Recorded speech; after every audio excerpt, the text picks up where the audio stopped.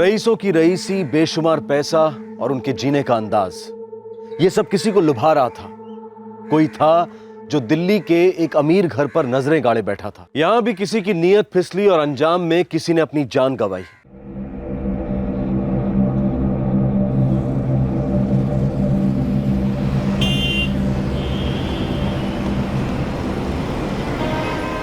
दिल्ली में पैसे वालों की कमी नहीं है, बेशुमार पैसा है लोगों के पास।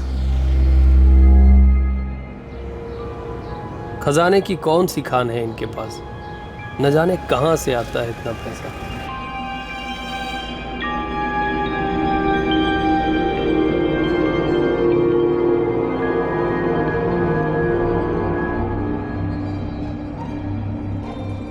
ये लोग जो चाहिए जब चाहिए खरीद सकते हैं, बस चाहने की देर है।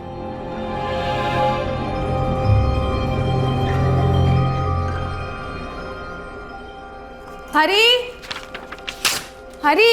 जी प्रियंका दीदी। ये लो सामान की लिस्ट, मार्केट जाके ले आओ। जी। अच्छा सुनो, सब्जियां थोड़ी देख के लाना, पिछली बार सारी सड़ी हुई सब्जियां लाई। जाओ।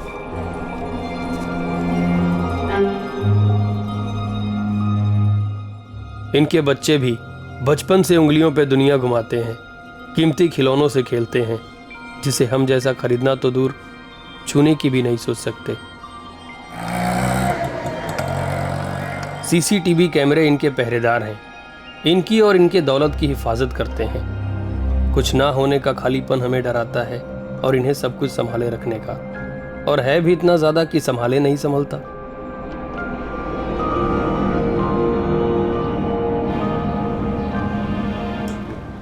दूध, दाल, सब्जी के भाव कितने ही बढ़ जाएं, इन्हें कोई फर्क नहीं पड़ता। महंगाई आसमान छू रही है, पर इन अमीरों को नहीं छू पाती।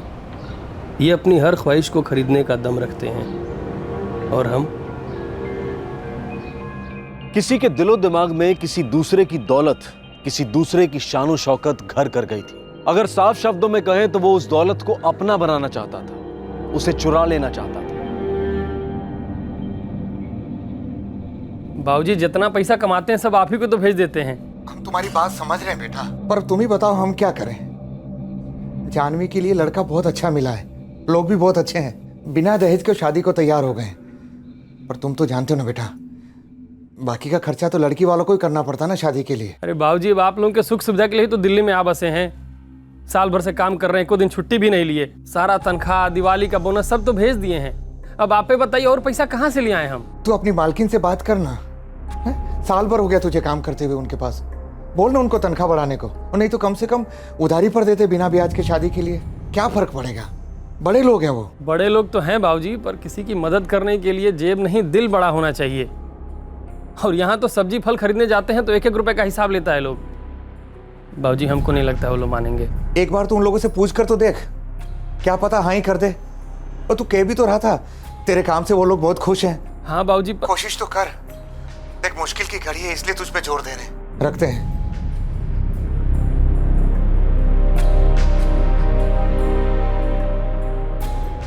क्या कहा हरी ने? क्या कर पाएगा कुछ इंतजाम? हाँ बोल तो रहा है, पर उसकी बातों से लगता है उसको अपनी मालकिन पर भरोसा नहीं है।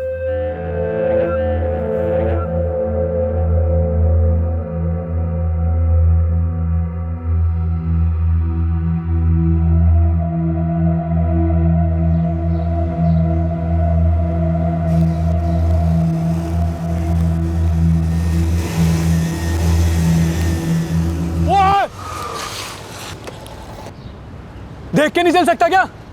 नींद में है क्या?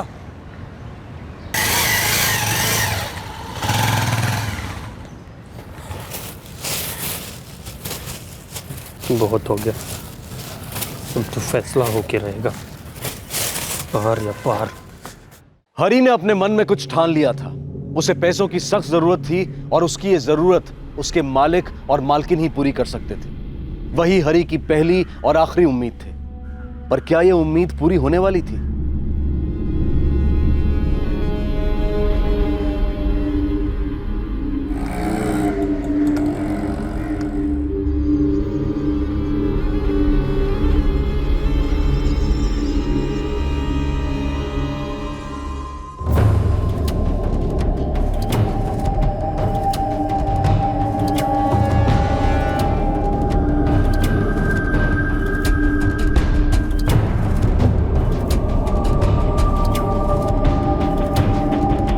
मम्मी जी मैं ना ज़रा मार्केट जा रही हूँ, 1-1.5 घंटे में लौटूंगी।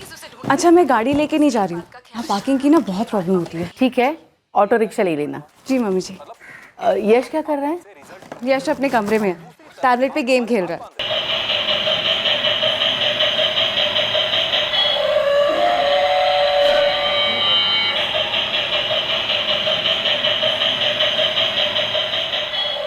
यश बेटा चलो कुछ खाते हैं।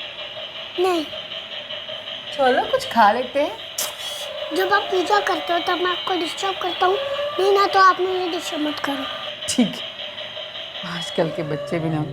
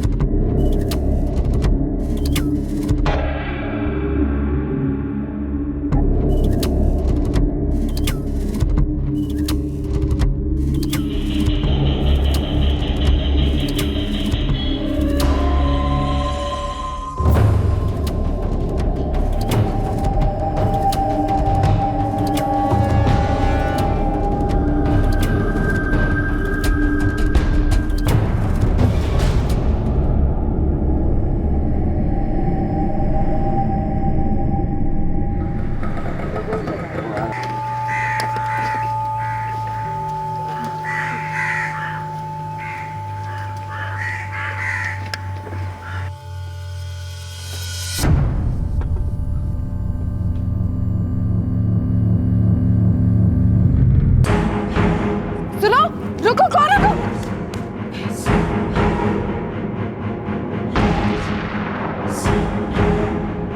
मम्मी जी, मम्मी जी, यश, यश, यश, यश, यश, यश,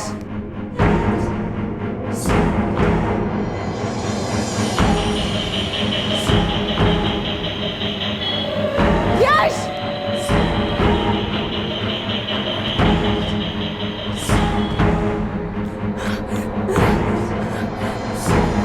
क्या? प्रियंका भाभी आप घबराइए मत, मैं अभी निकल रहा हूँ। इसका फोन था जय? वहाँ प्रियंका भाभी का फोन था। वो कह रही थी कि कोई घर में घुस आया है और लक्ष्मी मासी का बहुत खून बह गया, वो घायल पड़ी हुई हैं।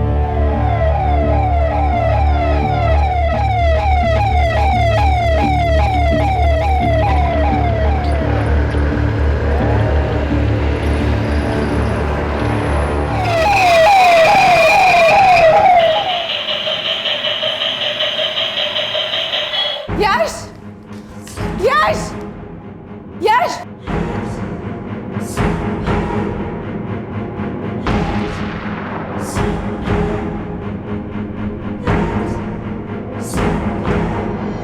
यश,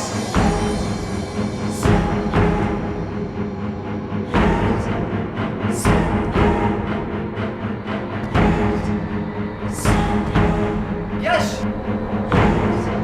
यश,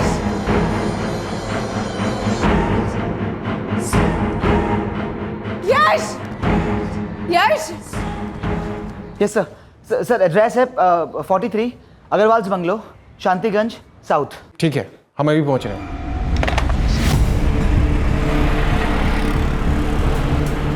सक्सेना, फॉरेंसिक टीम को साइट पर बुलाओ।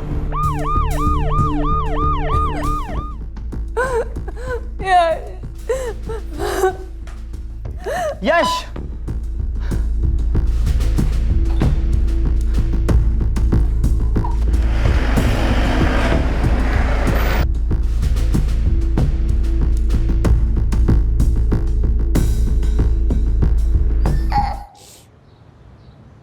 यश,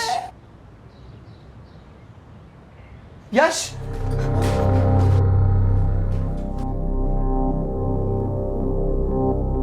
यश, यश,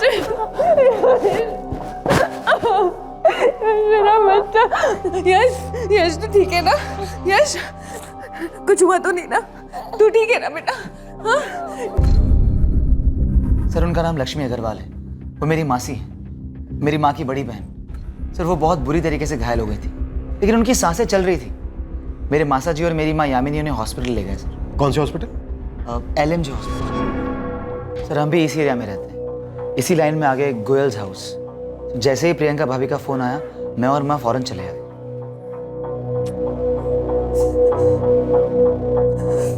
जब मैं मार्केट से वापस आई तो देखा एक आदमी दरवाजे से बाहर आ रहा था। इससे पहले मैं कुछ समझ पाती, वो दीवार कूद के भाग गया। मैं बहुत डर गई थी और मैं फौरन घर के अंदर दाखिल हुई और घर के अंदर आके देखा कि मम्मी जी उनके गले से। मैंने जय को और पापा जी को फोन किया।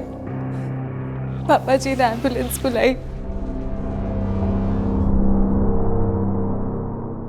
क्या घर का दरवाजा पहले से खुला था? जी। जब हम अंदर आए तो आप किसी यश को पुकार रहे थे।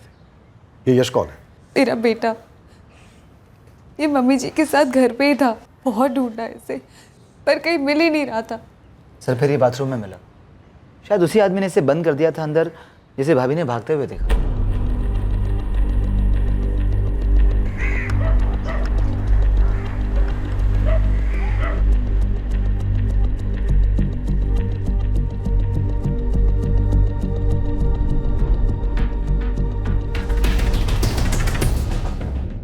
सर फोर्सली एंट्री की है, ऐसे तो कोई निशान नहीं मिले। लक्ष्मी जी की बॉडी यहाँ मिली हॉल में और बच्चा बाथरूम में बंद था। सर हमलावर का इरादा लूट का था, क्योंकि ऊपर वाले कमरे का लॉकर तोड़ा गया है, तिजोरी खाली है। शायद चोरी करके भाग रहा होगा, तभी लक्ष्मी जी की नजर पड़ी होगी और चोर ने हमला कर दिया होगा और बच्चे को बाथरूम में बंद कर दिया होगा। फॉरेंसिक टीम कहाँ तक पहुंची? पहुंच रही है 10 मिनट में। सर इस पूरे बंगले में 2 CCTV कैमरे हैं और दोनों ही CCTV कैमरे मेन गेट पर हैं सर, लेकिन दोनों के वायर्स कटे हुए हैं। हमलावर ने दाखिल होने से पहले ही काट दिए होंगे।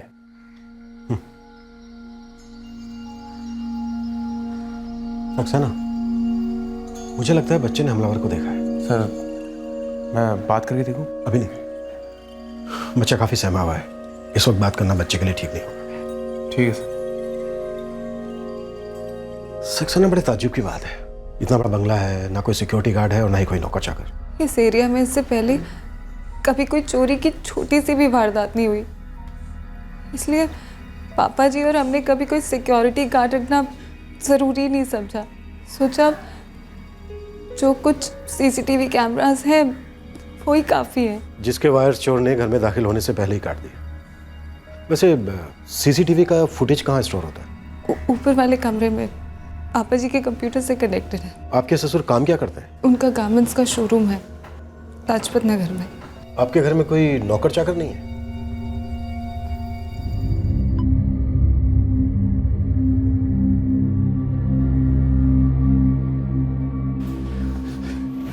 लक्ष्मी ठीक है ना डॉक्टर साहब? उनकी गले की नस बहुत बुरी तरह से कट गई थी और खून भी काफ़ी बह चुका था। We tried our best but sorry, हम नहीं बचा पाए उनको।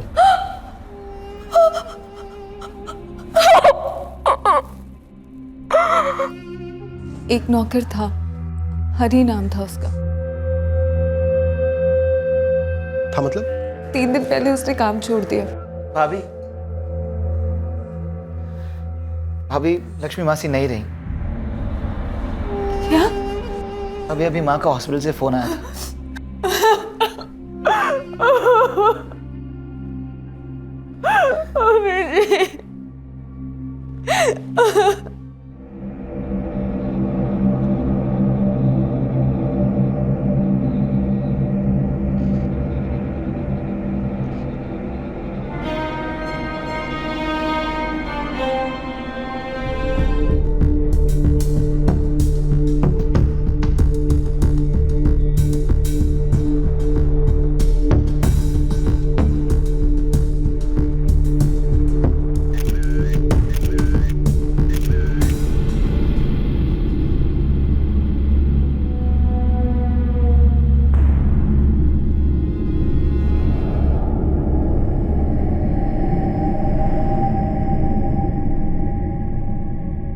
क्या यश ने खूनी को देखा था?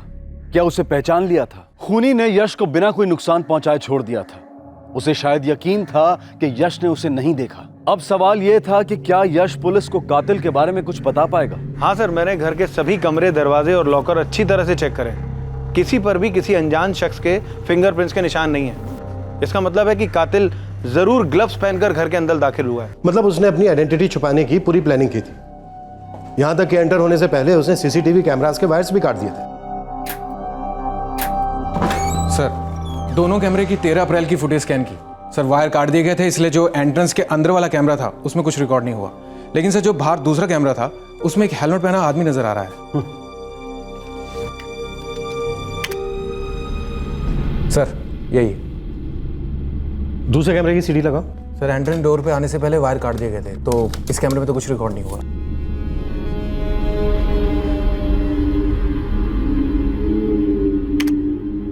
घर का दरवाजा पहले से खुला था। सर, इस गलती ने कातिल का काम बहुत आसान कर दिया। ये गलती से हुई है या फिर जानबूझकर की गई है?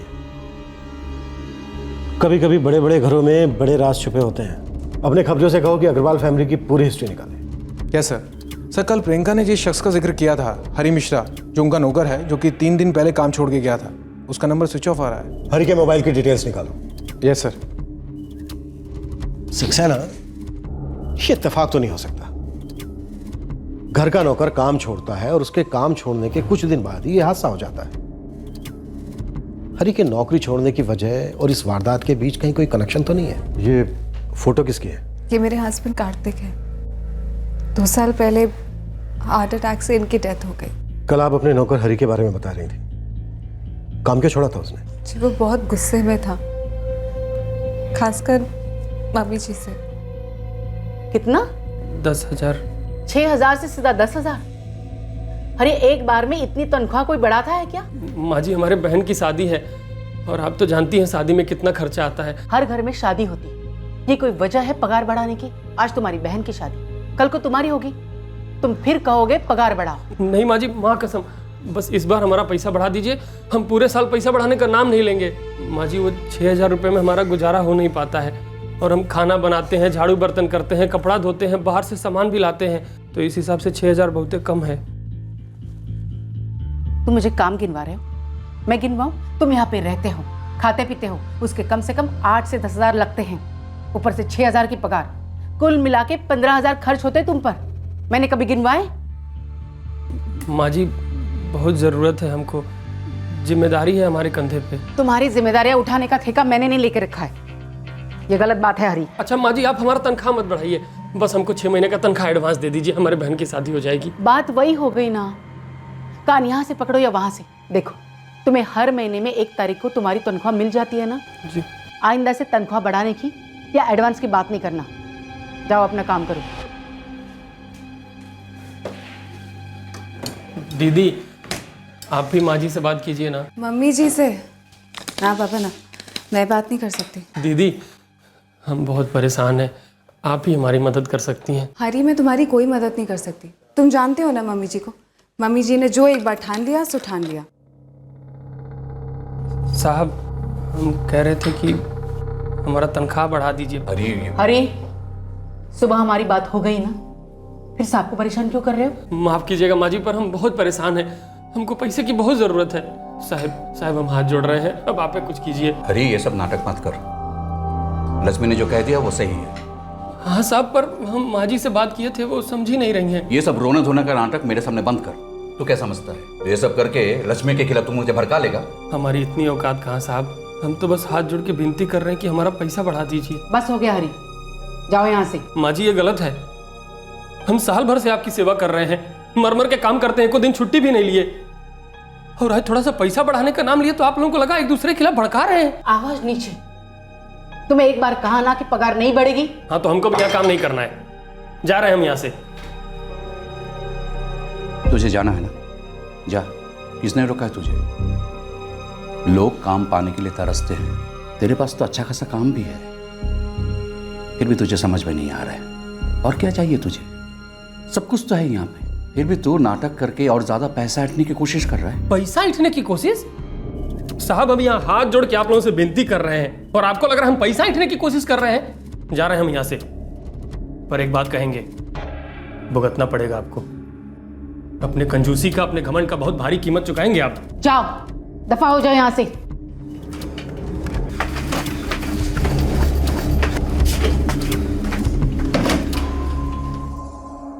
और फिर वो चला गया। हम नया नौकर ढूंढ ही रहे थे, तब तक सारे घर का काम नहीं संभालती थी। वो जाते जाते धमकी देकर गया था? जी सर, मैंने कभी भी हरी को इससे पहले इतना गुस्सा होते कभी नहीं देखा। इस वक्त उसका फोन स्विच ऑफ है। उसके गांव का एड्रेस या उसके किसी दोस्त का नंबर होगा आपके पास? जी नहीं सर, एक्चुअली हरी पहले हमारे घर पे काम करता था। मौसी के यहाँ जरूरत थी इसलिए हमने उसे यहीं भेज दिया था। और आपके यहाँ किसने भेजा था? मैं कुछ सामान खरीदने मार्केट गई हुई थी। हरी अचानक सामने से आया और काम मांगने लगा। कब की बात है ये? करीब 1.5 साल पहले। माँ जी नमस्ते। आपको घर का काम करने के लिए कोई आदमी चाहिए क्या? हम घर का सारा काम कर लेते हैं, खाना बनाना, कपड़ा धोना, झाड़ू बर्तन, सब कुछ। तुम्हारा नाम क्या है? हमारा नाम हरी मिश्रा है। हम यूपी के रहने वाले हैं। माँ जी हम बहुत ईमानदारी से काम करेंगे। आप चाहें तो 2 दिन काम करा के देख लीजिए, हम कोई शिकायत का मौका नहीं देंगे। हमारा नौकर बंसी उस वक्त गाँव गया हुआ था। हमें नौकर की ज़रूरत थी। हरी खुद सामने से आया, उसे देखने और उसके बातचीत से वो ठीक लगा, इसीलिए हमने उसे काम पर रख लिया और वो काम में अच्छा था। सर, एक्चुअली उस वक्त लक्ष्मी मौसी को भी फुल टाइम नौकर की तलाश थी, तो जब बंसी वापस गांव से लौटा तो हमने हरी को यहाँ भेज दिया उनके पास। हरी के काम से या उसके बर्ताव से कभी आपको कोई शिकायत हुई? बिल्कुल नहीं सर, वो अपने काम में बहुत मेहनती था और जहाँ तक मुझे याद है यामिनी दीदी को भी उसका काम पसंद था। इसीलिए जब उन्होंने बताया कि हरी काम छोड़ कर गया है और धमकी दी है, मुझे बहुत अजीब लगा। मुझे भी अंदाजा नहीं था सर कि बात इतनी बढ़ जाएगी। हरी यूपी में कहाँ से है? शायद इलाहाबाद से। इलाहाबाद में उसका परिवार रहता है, उसके बाप, उसकी माँ और उसकी बहन, जिस बहन की शादी के लिए वो पैसे मांग रहा था। प्रियंका जी, यश की हालत कैसी है अभी? अभी भी बहुत डरा हुआ है। हम बात कर सकते हैं उससे? तिजोरी की चाबी हमेशा लक्ष्मी के पास ही रहती थी, वही देखती थी सब कुछ, उसी का तो था ये सब। अब अगर ज्वेलरी सब मिल भी गया तो क्या फायदा? लेकिन ये हमारे लिए जानना बहुत जरूरी है। कुछ तो अंदाजा होगा आपको कि लॉकर में कितना कैश था, कितनी ज्वेलरी थी? करीब 10-15 लाख की ज्वेलरी थी और 5 लाख के आसपास कैश था। सर, हरी ने जो सिम कार्ड खरीदा था उस पे एड्रेस लक्ष्मी अग्रवाल के घर का ही है। हमने प्रियंका से ही बात की, उनको कहना है कि वो फ़ोन उन्होंने हरी को खरीद के दिया था और जिस दिन वो काम छोड़ के गया वो फ़ोन भी अपने साथ ले गया था। हरी के कॉल रिकॉर्ड से कुछ पता चला? सर, पिछले 1 महीने की फ़ोन रिकॉर्ड्स में हरी ने सबसे ज़्यादा बातें इलाहाबाद में अपने पिता ओम प्रकाश मिश्रा से की हैं। हरी अपनी बहन की शादी को लेकर बहुत टेंशन में था। हो सकता है वो पैसे लेकर वहीं भाग गया। हरी के पिता को फ़ोन मत करना, अचानक जा पहुंचेंगे। हो सकता है हरी हमें वहीं मिल जाए। सर, ज्वेलरी भी चोरी हुई है और हरी को पैसे की ज़रूरत थी। अगर हरी गाँव नहीं गया और यहीं पे है तो वो ज्वेलरी बेचने की कोशिश ज़रूर करेगा। अपने खबरियों से कहो कि जो ज्वेलर्स लूट के माल में डील करते हैं उन पर नजर रखें। Yes sir. मुझे लगता है कि यश खूनी को अच्छी तरह से पहचानता है, तभी वो इतना ज्यादा डरा हुआ है, कुछ बोल नहीं पा रहा। ये केस जितना सिंपल लग रहा है ना, उतना है नहीं। अगर हरी इसमें इन्वॉल्व है तो वो अकेला नहीं है, कोई और भी है जिसने उसका साथ दिया।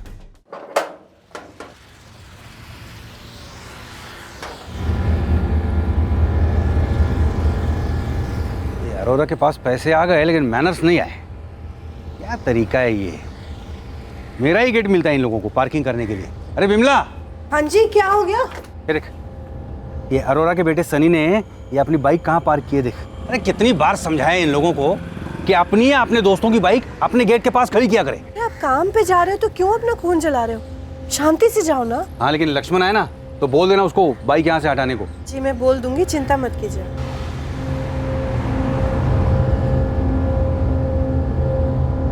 हरी मिश्रा इस केस का प्राइम सस्पेक्ट था। उसके पास खून करने का मोटिव था और उसका फोन स्विच ऑफ होना पुलिस के शक को और पुख्ता कर रहा था। हरी उस घर में 1 साल से काम कर रहा था, उस घर के चप्पे चप्पे से वाकिफ था। कब, कहां, कैसे, क्या मिलेगा ये वो बखूबी जानता था। और पुलिस हरी की तलाश में इलाहाबाद के लिए निकल चुकी थी। नहीं नहीं साहब, हमारा हरी ऐसा कर ही नहीं सकता। हम अपने बेटे को अच्छी तरह से जानते हैं। इतनी अच्छी तरह से जानते हो तो फिर ये भी जानते होगे कि हरी इस वक्त कहाँ है। 4 दिन से उससे हमारी कोई बात नहीं हुई है, उसका फोन भी बंद है। हमें तो आपसे ही पता चला कि उसने नौकरी छोड़ दी। हमने तो सोचा था कि जानवी की शादी के लिए कैसे भी करके पैसा इकट्ठा करके ही रहेगा। शायद आपके बेटे हरी ने भी ऐसा ही सोचा। जब उधार मांगने पर उसकी मालकिन ने उसे पैसे नहीं दिए तो उसने नौकरी छोड़ दी। अपनी मालकिन का खून करके 10 से 15 लाख के जेवर और 4 से 5 लाख रुपए कैश लेकर फरार हो गया। नहीं नहीं साहब, हमारा हरी ऐसा नहीं कर सकता, हम उसे अच्छी तरह से जानते हैं। अगर उसने ऐसा कुछ नहीं किया है तो फिर वो अपना फोन बंद करके क्यों बैठा है? आप लोगों से बात क्यों नहीं कर रहे? मेरे भैया ऐसा कर ही नहीं सकते हैं। आपको अगर विश्वास ना हो तो जाइए उन लोग से पूछिए जहाँ भैया पहले काम करते थे। हरी जिस हालात में था, क्राइम का खाता अक्सर ऐसे ही हालातों में खुलता है। किसी चीज के ना मिल पाने का मलाल पता नहीं कब आक्रोश बनकर फट पड़ता है। इंसान वो कर बैठता है जो उसे नहीं करना चाहिए था। इस बीच हरी अगर आप लोगों से कांटेक्ट करता है तो कुछ भी छुपाइएगा नहीं, तुरंत हमें बताइए।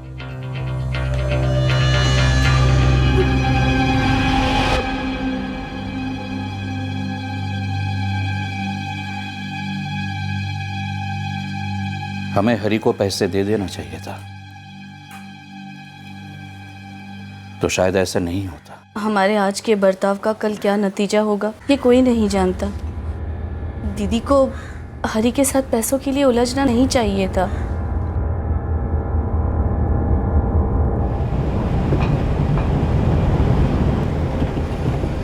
विमला, तूने लक्ष्मण से कहा नहीं बाइक यहाँ से हटाने को? मेरे दिमाग से ही निकल गया। और आप भी क्या रोज रोज एक ही बात के लिए अपना बीपी हाई करते रहते हैं? गेट खुल तो जाता है हमारा। एक दिन ना इसके दोनों टायर की हवा निकाल के सारे पुर्जे अलग करके जाके कबाड़ी में बेच के आऊंगा बाइक, तब जाके समझेंगे ये लोग।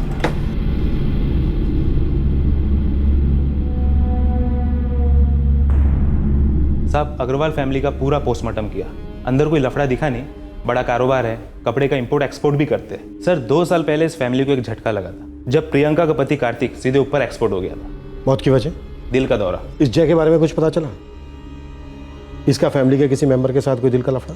सर अभी तक तो कोई इन्फॉर्मेशन मुझे नहीं मिली है। खूनी ने बच्चे को सिर्फ डराया, उसे मारा नहीं, जबकि वो अच्छी तरह से जानता था कि बच्चा विटनेस हो सकता है। अब इतना दयालु तो वो था नहीं। मुझे तो कुछ ऐसा नहीं लग रहा है, नहीं फिर भी मैं एक बार और पोस्टमार्टम करूंगा और जहां मुझे कुछ पता चला मैं आपको सीधे मिस कॉल कर दूंगा। यश बेटा,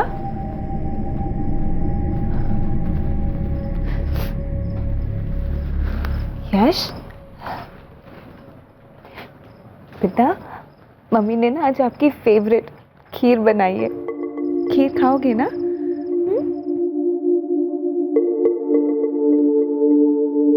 यश, ऐसे डरते नहीं है, मम्मा है ना आपके साथ। समझती हूँ यश, तुम अभी बहुत छोटे हो और तुम्हारे लिए ये सब कितना मुश्किल होगा। एक बात बताओ, तुम उस हेलमेट वाले अंकल को जानते हो? उन्होंने हेलमेट पहनी थी। कोई बात नहीं, तुम्हें कुछ भी याद रखने की जरूरत ही नहीं है। सब भूल जाओ।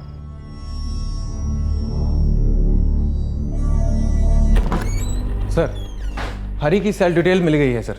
13 अप्रैल को यानी कत्ल के दिन उसका फोन शांतिगंज के आसपास ही था और उसका फोन उसी एरिया में स्विच ऑफ भी हुआ था। हर कड़ी हरी को इस केस में और भी मजबूती से जोड़ रही है। मैंने हरी के पुराने मालिकों से बात की, सब उसकी बहुत तारीफ कर रहे थे। एक पल के लिए तो मैं भी सोचने लगा कि हरी हालात का मारा है, उसने किसी को नहीं मारा। पर मर्डर के दिन हरी के फोन का उस एरिया में होना, इसकी कोई और वजह हो ही नहीं सकती। Right sir. सर, हरी के फोन रिकॉर्ड्स में एक नंबर और है, पंकज शर्मा का। हरी के घर छोड़ने के बाद उसका फोन फिर से ऑन हुआ। सर एक बात और, हरी और पंकज की फोन लोकेशन बिल्कुल सेम थी, प्रतीक मार्केट, और पंकज रहता भी उसी एरिया में।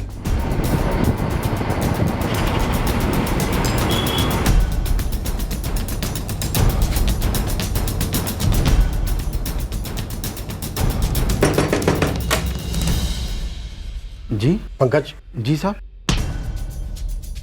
हरी का साहब अंदर है, खाना खा रहा है। अब मार खाएगा।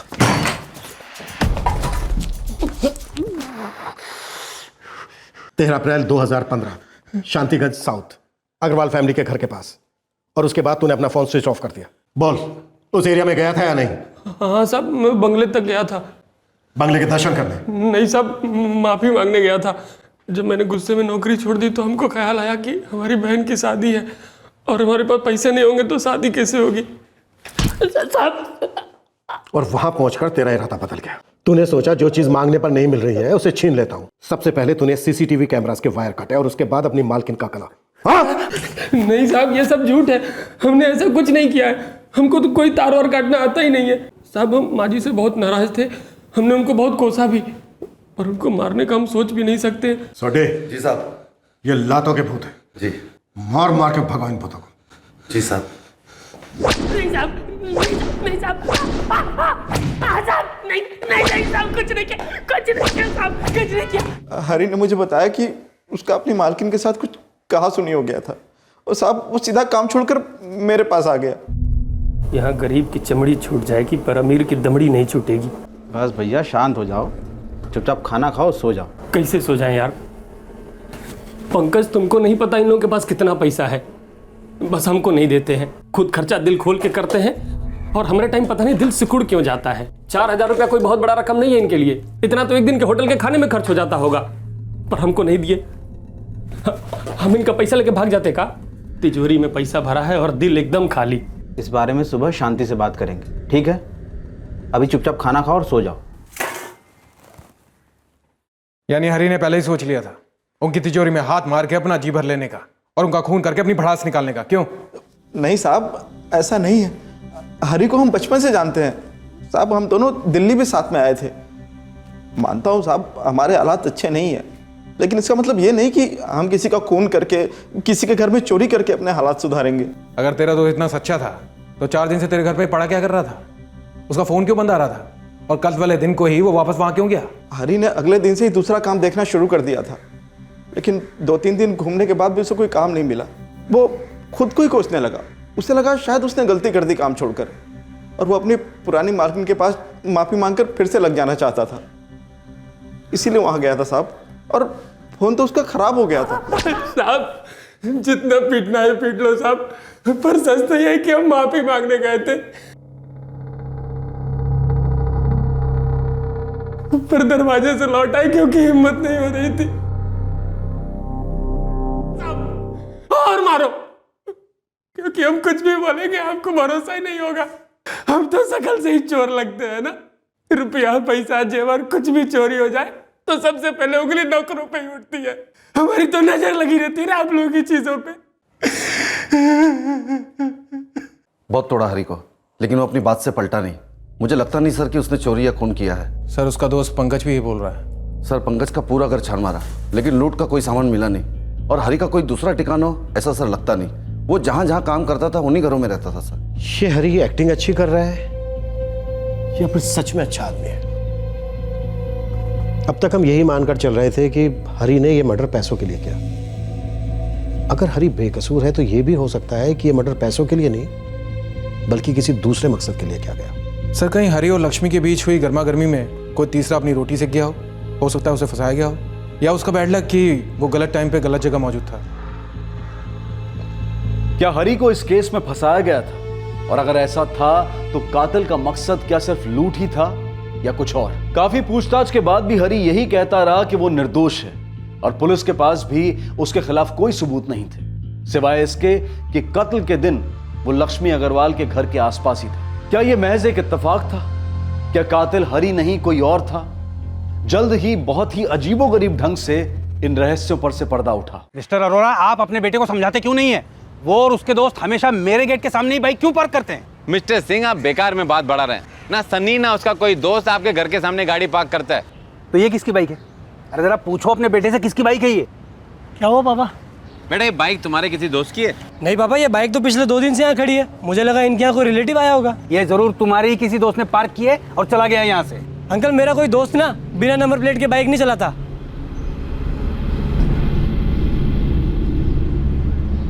कमाल है, नंबर प्लेट निकाली गई है, जरूर किसी गलत काम के लिए इस्तेमाल की गई होगी। अंकल, आप मुझे ऐसे क्यों देख रहे हो? कुछ नहीं, अब तो पुलिस आके देखेगी। अब आप चलिए।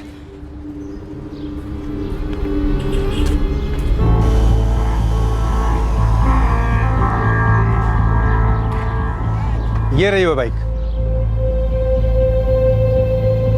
इस बाइक को पुलिस स्टेशन लेके जाते हैं।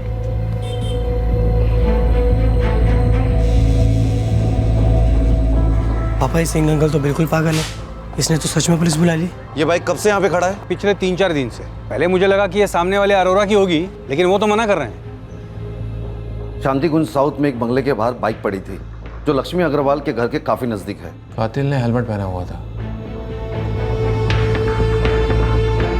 आरटीओ से पता करो ये बाइक किसके नाम पर रजिस्टर्ड है। सर ऑलरेडी कांस्टेबल भेज दिया गया है आरटीओ में, अभी पता चल जाएगा।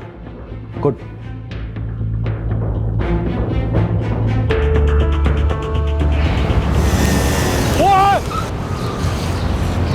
देख के नहीं चल सकता क्या?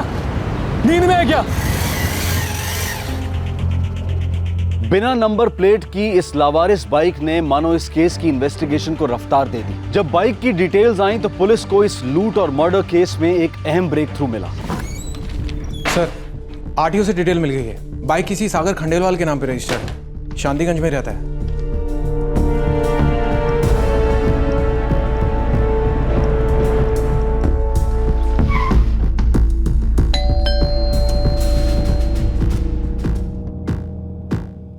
सागर खंडेलवाल यहीं रहता है? क्या काम है आपको सागर से? हमारे कुछ सवाल हैं, उनके जवाब चाहिए आपके बेटे सागर से। वो इस वक्त घर पर नहीं है। ये सागर की बाइक है? जी हाँ।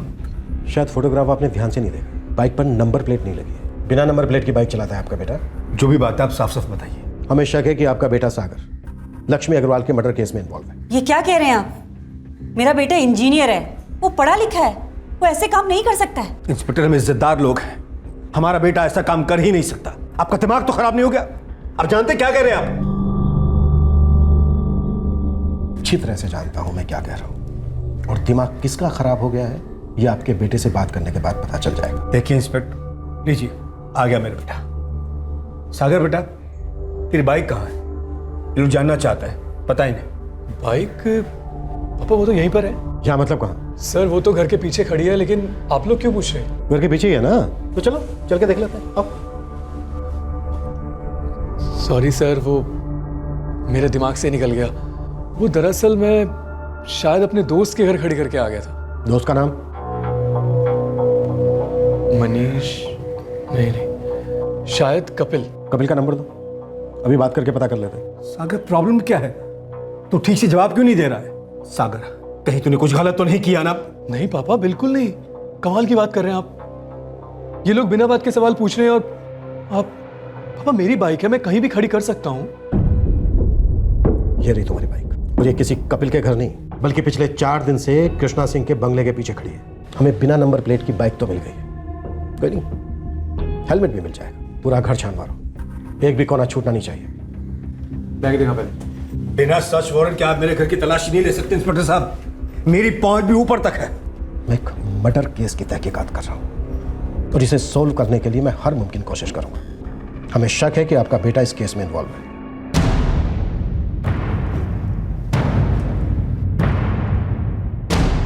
सर ये नंबर प्लेट्स और हेलमेट मिला है। मैं समझ सकता हूं इस वक्त आप लोगों पर क्या बीत रही हो। उस घर के सीसीटीवी फुटेज से हमें पता चला कि कातिल ने हेलमेट पहना हुआ था। ये वही हेलमेट है। आपके बेटे की बाइक का बिना नंबर प्लेट के मिलना और इसके पास से इतने सारे पैसे मिलना, इन सब बातों से यह साबित होता है कि आपका बेटा सागर लक्ष्मी अग्रवाल मर्डर केस में इन्वॉल्व है। चल। क्या? हाँ, पुलिस ने सागर खंडेलवाल को गिरफ्तार किया है। कब? आज सुबह। उसकी बाइक मिली है, इसी एरिया में किसी बंगले के बाहर पार्क थी। अच्छा ठीक है, मैं बाद में बात करता हूँ। या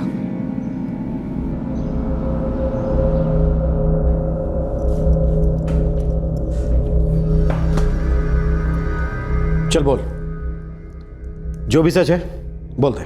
अब चुप रहने से कोई फायदा नहीं है सागर। अगर मैंने तेरा ये मौनव्रत तोड़वाया ना तो तेरा सब कुछ टूटेगा, एक भी हड्डी सही सलामत नहीं बचेगी। बोल। सर मैंने नहीं मारा उस औरत को, मुझे पैसा चाहिए था। चोरी करने के लिए मारा या फिर किसी ने पैसे दिए थे मर्डर करने के लिए? नहीं, किसी ने पैसे नहीं दिए थे सर, बल्कि मुझे उनके पैसे चाहिए थे। उनके आलीशान बंगले को देख के मेरे मन में लालच आता था। जब भी उस बंगले के पास से गुजरता था मेरी नजरें वहीं टिक जाती थी। अग्रवाल्स काफी अमीर थे। हमेशा सोचता था कितना पैसा होगा इनके घर में। क्या शान की जिंदगी जीते थे वो लोग। तू भी कोई गरीब परिवार से नहीं है, खुद इंजीनियर है, फादर अच्छी पोस्ट में है तेरे। लेकिन पापा के पास हमेशा मुझे देने के लिए नसीहतें थी, पैसे कभी नहीं। मैं खुद का बिजनेस करना चाहता था, एंटिक्स का। मेरे दोस्त के फादर भी इसी लाइन में है, वो भी अग्रवाल से इतने अमीर हैं सर। वो मेरी हेल्प करना चाहते थे, लेकिन सर इनिशियल इन्वेस्टमेंट की ज़रूरत थी। बेटा ये एंटिक के बिजनेस का आइडिया तुम्हें कहाँ से आ गया? तुम इंजीनियर हो, मैं अच्छी सी जॉब मिल जाएगी। पापा मम्मी, मुझे 9 से 5 की नौकरी में कोई इंटरेस्ट नहीं है। इंटरेस्ट नहीं है तो इंटरेस्ट पैदा करो। तुम्हें सिर्फ अपने दोस्त के पापा के पैसे नजर आते हैं, उसके पीछे कितनी मेहनत लगी होगी, कितना वक्त लगा होगा, ये तुम नहीं जानते। ऐसे जोश में आके बिजनेस करना सरासर बेवकूफ़ी है, और ऐसी बेवकूफ़ी में मैं कभी इन्वेस्ट नहीं करूँगा। मैं जानता था मैं कितना भी गिड़गिड़ाऊंगा पापा नहीं मानेंगे। मुझे खुद ही कुछ करना होगा, और मैंने मन ही मन फैसला कर लिया था कि मुझे पैसा कहाँ से और कैसे लाना है।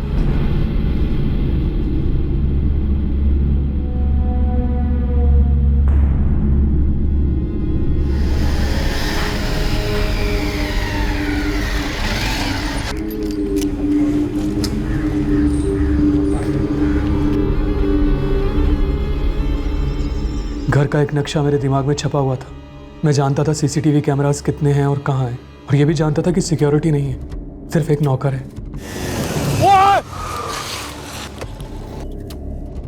और जब पता चला कि उस नौकर ने काम छोड़ दिया है तो मुझे लगा यही सही मौका है, और इससे पहले कि कोई और दूसरा नौकर आ जाए मुझे हर हाल में ये काम करना था।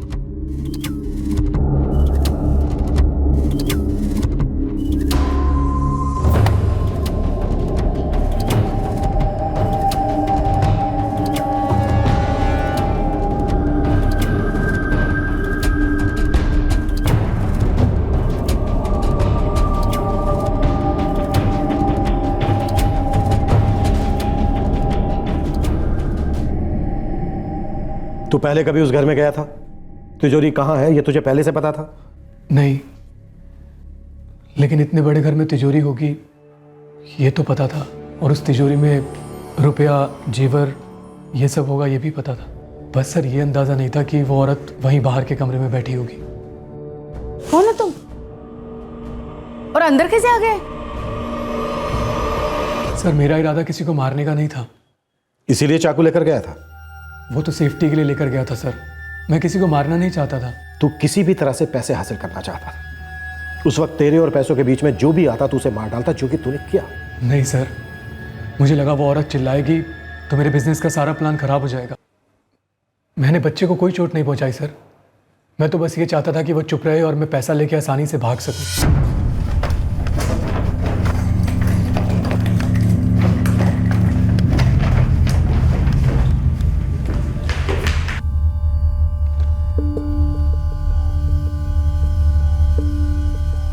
सर उस औरत को गेट पर देखकर मैं डर गया था और दीवार कूद के भाग गया। मैं बाइक लेने भी नहीं गया। मुझे लगा जैसे ही हेलमेट वाली बात पता चलेगी तो सब लोग ये सोचेंगे कि हमला करने वाला बाइक पर ही आया था। तूने वाकई में ऐसा सोचा कि तू लूट के पैसों से अपना बिजनेस खड़ा कर पाएगा? 10 लाख रुपए मिले थे सर ज्वेलरी बेच के। वो पैसा तेरे कभी काम नहीं आता, क्योंकि वो पैसा तेरा था ही नहीं। मेरा तो कभी कुछ था ही नहीं सर, जो था वो भी कभी मेरे काम नहीं आया, यहां तक कि मेरे पापा भी नहीं। उनके पास पैसे तो थे लेकिन मेरे लिए कुछ नहीं था। खुद पे तरस खाना, बहाने बनाना बंद कर सागर। अगर तेरे फादर तेरा सपोर्ट नहीं कर रहे थे तो खुद मेहनत करके अपना बिजनेस खड़ा करता और दिखाता उनको एक सक्सेसफुल बिजनेसमैन बनकर। डकैती और खून के पैसों से आदमी बिजनेसमैन नहीं बनता है, मुजरिम बनता है, जैसे कि तू बना। एक अपराधी, एक हत्यारा।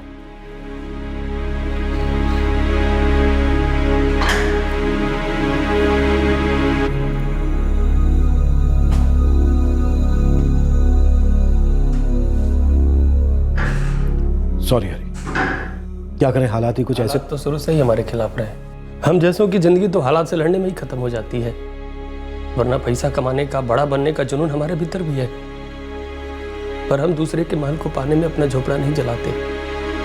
और साहब हम क्या किसी का हक मारेंगे? हमें तो कई बार हमारे हक का ही पैसा नहीं मिलता, पर हमारी शिकायत कौन सुनता है।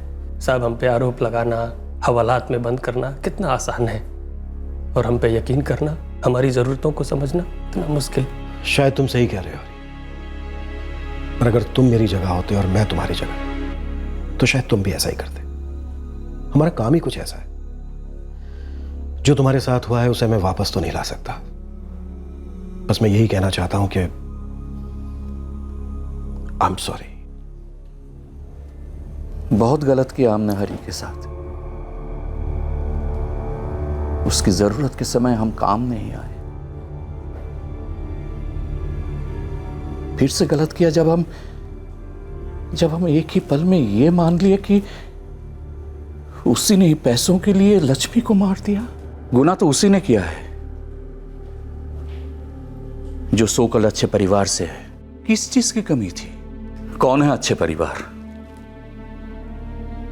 सागर, हम या हरी? जानते हैं मुझे इंजीनियरिंग कभी नहीं करनी थी, लेकिन आप चाहते थे ना, इसीलिए कि पापा जो मैं करना चाहता था वो तो कभी आपने मुझे करने ही नहीं दिया। मेरे खुद के कुछ सपने, कुछ एम्बिशंस भी तो हो सकते थे ना पापा। बिजनेस करना चाहता था और उसके लिए मुझे पैसे चाहिए थे। आपके पास नहीं आता तो कहां जाता? गलती मेरी ही है बेटा, मुझे तेरा साथ देना चाहिए था, लेकिन बेटा पैसों के लिए तूने किसी को मार दिया। तेरे सपने किसी की जिंदगी से बड़े कैसे हो सकते हैं? सॉरी पापा,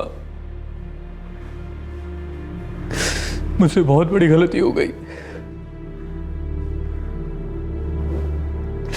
पापा, माँ,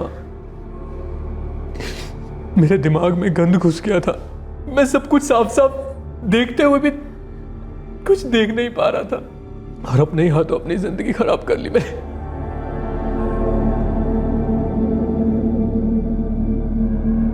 सागर को आईपीसी की धारा 302 के तहत हत्या के लिए और धारा 394 के तहत डकैती को अंजाम देने के इरादे से किसी को जानबूझकर चोट पहुंचाने के लिए बुक किया गया है। हरी के लिए मौजूदा तनख्वाह में अपने परिवार की जरूरतें और बहन की शादी की जिम्मेदारी को निभा पाना मुश्किल हो रहा था। उसकी लाख विनती के बावजूद भी उसकी तनख्वाह नहीं बढ़ाई गई और नाराजगी में उसने काम छोड़ दिया। पर गुस्से में आकर अपने मालिकों को दी गई उसकी धमकी ने उसे इस केस में प्राइम सस्पेक्ट बना दिया, जबकि उसका इस जुर्म से कोई वास्ता नहीं था। सोच कर देखें कि अगर हरी की तनख्वाह बढ़ा दी गई होती तो उसकी मुश्किलें कितनी आसान हो जाती।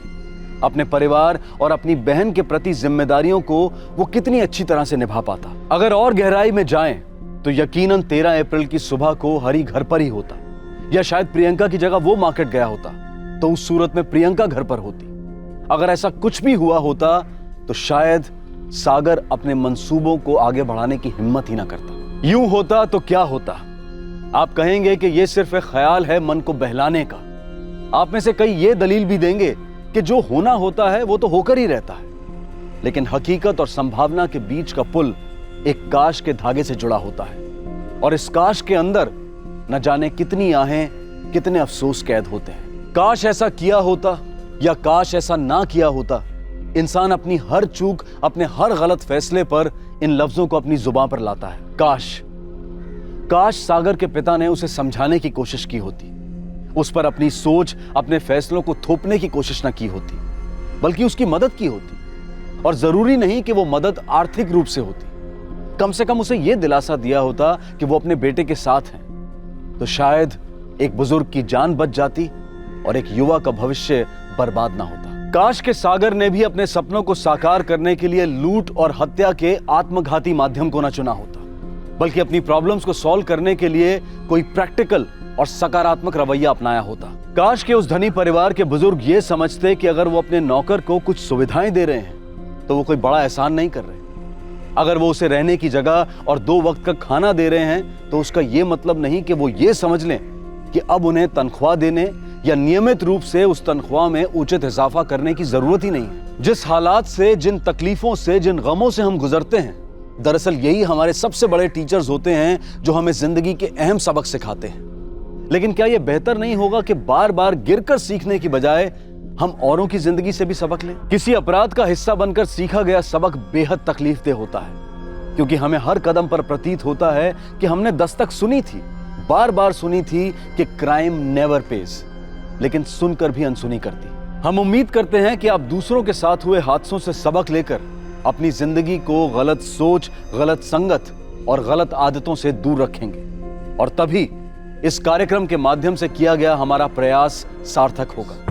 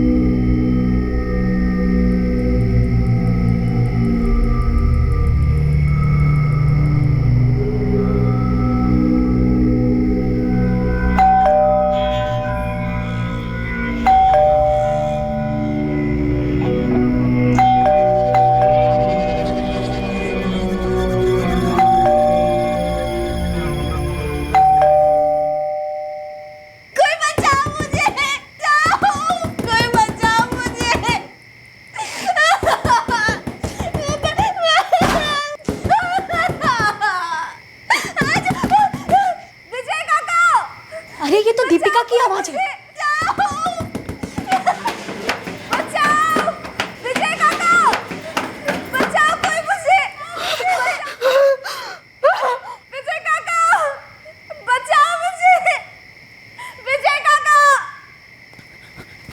दीपिका, दीपिका दरवाजा खोलो, मैं विजय हूँ। दीपिका डरो मत, मैं विजय हूँ।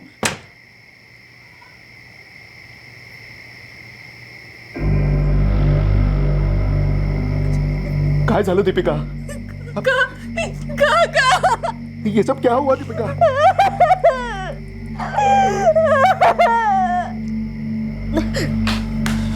शोभा जी, क्या हुआ रागिनी वाहिनी? पता नहीं ये सब कैसे हुआ। हम तो दीपिका की चीख सुनकर ऊपर आए। हेलो, कौन कौन बोल रहा है? गणेश भाव, मैं रागिनी बोल रही हूँ। रागिनी, काय झाला? सब ठीक तो है ना? आपकी आई का मर्डर हो गया है। क्या? हाँ, हमें भी अभी पता चला है। दीपिका कहाँ है? दीपिका की हालत बहुत ही खराब है। आप जल्दी आ जाइए, हम लोग भी यहीं पर हैं।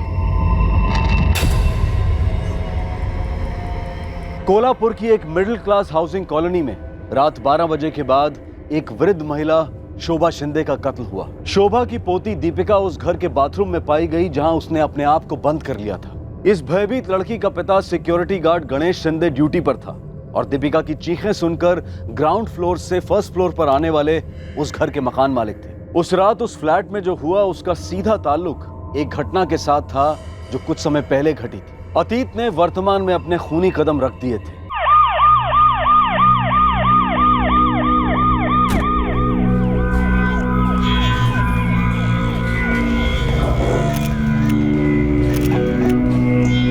साहब, विजय मोरे, यहाँ का मकान मालिक, ग्राउंड फ्लोर पे रहता हूँ। मैंने ही आपको फोन किया था। ठीक है सावंत, पंचनामा करा आणि बॉडी पोस्टमॉर्टमला पाठवून दे।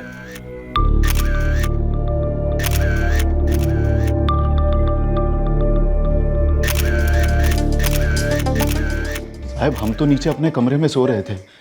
लगभग 1:15 के आसपास दीपिका की चीखें सुनाई थी, बचाओ बचाओ। दीपिका मतलब वो जो रो रही है वो? हो साहब, दीपिका शोभा ताई की पोती है। तो हम मतलब मैं और मेरी पत्नी रागिनी, वो जो दीपिका के साथ बैठी है, हम दोनों भागते भागते ऊपर आए। देखा तो घर का दरवाजा खुला था और शोभा ताई की लाश यहाँ पड़ी थी। अंदर से दीपिका की चीखें सुनाई दे रही थी। अंदर जाके देखता हूँ तो बेडरूम में कोई नहीं है। दीपिका ने अपने आप को बाथरूम के अंदर बंद कर लिया था। वो कौन है? राघव, वो बगल वाले घर में रहता है। शोभा ताई को आई मानता था। दीपिका के यहाँ आने से पहले वही आई का ख्याल रखता था। दीपिका ने कुछ कहा आपसे? जी मैं यहाँ पे सो रही थी। और राज जी बाहर सो रही थी। डोरबेल बजी।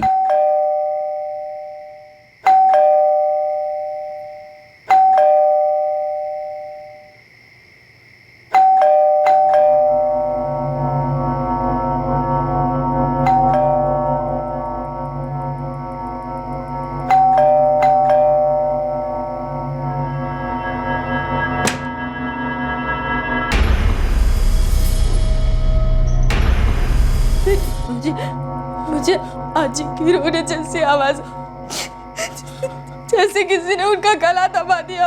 आजी, दीपिका मुझे बचाओ! आजी, बचाओ! कोई मदद करो! आजी, आजी, फिर क्या हुआ दीपिका? वो लोग वापस आ गए।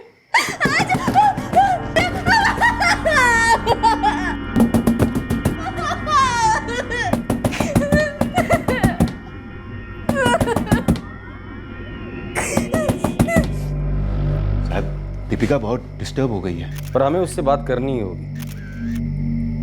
ये लोग यहाँ कब से रहते हैं? शोभा ताई तो पिछले 10 साल से मेरी किराएदार थी और गणेश भाऊ और दीपिका पिछले 4 साल से यहाँ रह रहे हैं। यहाँ आने के बाद गणेश भाऊ को नौकरी मिली और दीपिका भी कॉलेज जाने लगी। गणेश जी, मानता हूं मुश्किल वक्त है, पर मर्डर केस में वक्त ही सबसे कीमती होता है। आपको अपनी बेटी को हमसे बात करने के हालात में लाना ही होगा। देखिए, जब तक ये नहीं पता चलता कि वो 2 लोग कौन थे, हम आपके आई के हथियारों को नहीं पकड़ सकते। सिक्योरिटी गार्ड हूँ। बताया उन्होंने। कौन सी कंपनी में? नाइक सिक्योरिटी सर्विस, पंचगंगा के पास सिरोली टावर्स। ड्यूटी कितने बजे की थी? रात 8:30 बजे। आज कुछ हुआ था? मतलब जब ड्यूटी पर जा रहे थे तो घर में कुछ अटपटा सा लगा था? नहीं साहब, रोज की तरह दीपिका और आई खाना खा रहे थे और मैं टिफिन लेकर निकला। मी जे केलं ते चुकीचं होतं. आता माझी मुलं मोठी होत आहेत.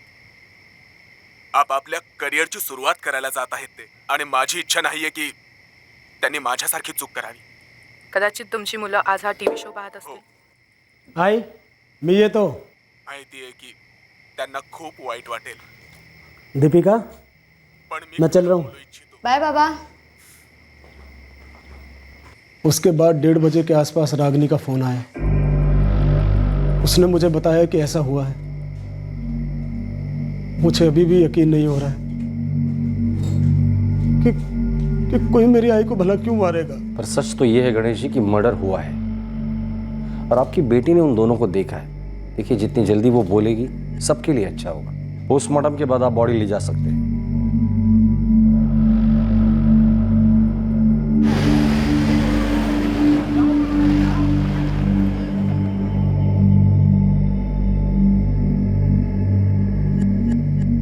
वो 2 आदमी जिन्हें दीपिका ने दरवाजे पर पाया था, वो दोनों दीपिका को पहले भी मिल चुके थे, लेकिन पुलिस को यह जानकारी दीपिका की जबानी पाने में थोड़ा वक्त लग गया। अपनी अज्जी यानी अपनी दादी की हत्या से दीपिका गहरे शौक में चली गई थी और दीपिका की मां, जो अपने मायके में थी, अगले दिन तुरंत दीपिका की देखभाल के लिए लौट आई।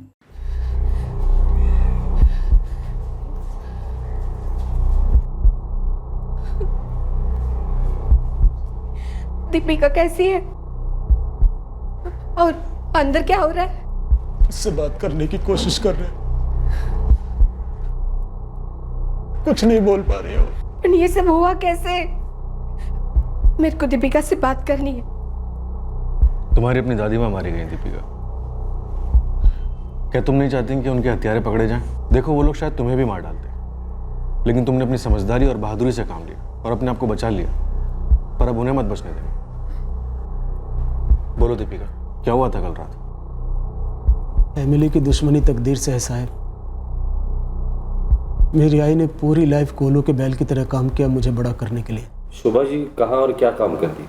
म्यूनिसिपैलिटी में काम करते थे। 40 साल की सर्विस और 9 साल पहले रिटायर हुई थी। आप 4 साल पहले उनके साथ रहने आए थे? मैं पहले नागपुर में सर्विस करता था, फिर यहाँ आई के साथ रहने आ गया। जय जी, आप इनके साथ नहीं रहती? आप दोनों अलग हुए हैं क्या? नहीं साहब, हम दोनों अलग नहीं हुए, हमें अलग किया गया है। किसने अलग किया? तकदीर ने।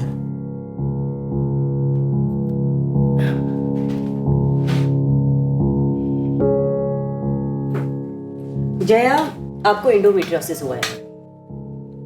डॉक्टर, वो क्या होता है? एंडोमेट्रियोसिस का मतलब आपका जो यूट्रस है यानी कि गर्भाशय, उसके कुछ टिश्यूज आउटग्रो हो जाते हैं और उसके तने काफी मोटे हो जाते हैं, जिससे आपको काफी तकलीफ होती होगी और आपका खून भी काफी जाता होगा।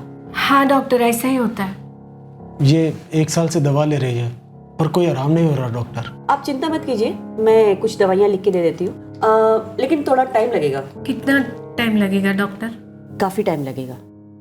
डॉक्टर ने आपस में संबंध रखने से मना किया था।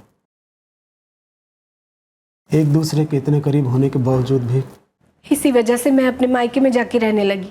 दीपिका मेरे साथ ही रहती थी, पर अभी 4 साल से वो अपने बाबा और आजी के साथ रहने लगी।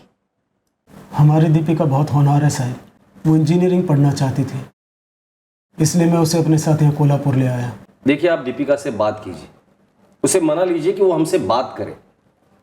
हमारे लिए जानना बहुत जरूरी है कि वो 2 लोग कौन थे। उसके बगैर ये केस आगे बढ़ ही नहीं सकता।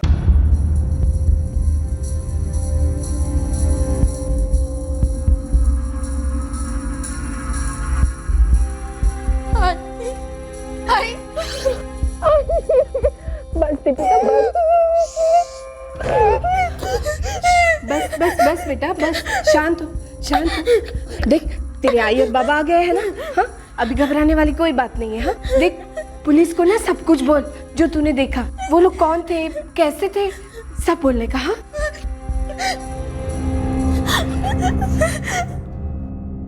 मैंने उन्हें पहले भी देखा है। क्या तुम जानती हो उन्हें? दीपिका कौन है वो लोग, कहाँ रहते हैं, नाम क्या है उनका? नाम पता नहीं जानती। एक दिन कॉलेज से आते वक्त रास्ते में मिले थे।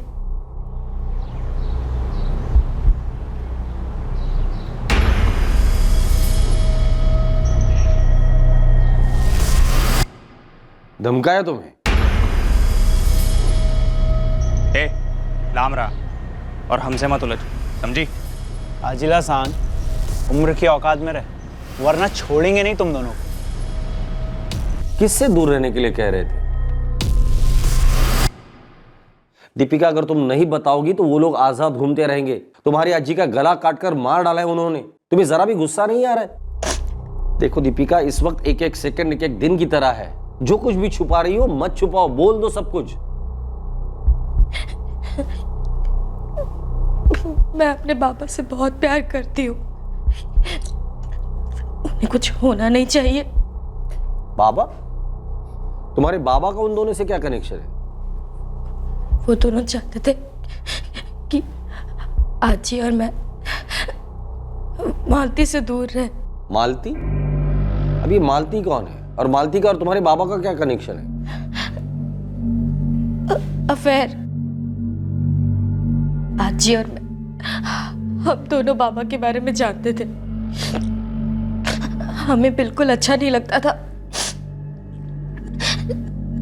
मैं नहीं चाहती थी कि मेरे बाबा किसी दूसरी औरत के पास चले जाए, मेरी आई को छोड़ के।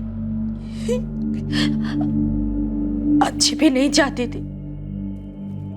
मालती ऐसा कभी नहीं करेगी साहब। कौन क्या कर सकता है और नहीं कर सकता है उसकी गारंटी तो वो खुद भी नहीं दे सकता। मुझे मालती का एड्रेस और कांटेक्ट नंबर चाहिए। और आप उसे इस समय क्यों खींच रहे हैं साहब? तुम्हारे और मालती के बीच जो खींचाव है ना, वो खींचाव कत्ल पर उतर आया है।